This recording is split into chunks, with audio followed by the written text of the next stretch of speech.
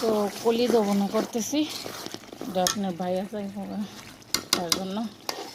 তো আমি ওদেরকে ইয়াটা দেখাতে পারি নাই, আমি সব কিছু দিয়ে দিছি উপকরণ এখানে দিয়ে কাজ করতেছি। আর মাটির চুলায় রান্না করতেছি, যেহেতু প্রবাসে থাকে সব ফ্রেন্ডরা খাবে।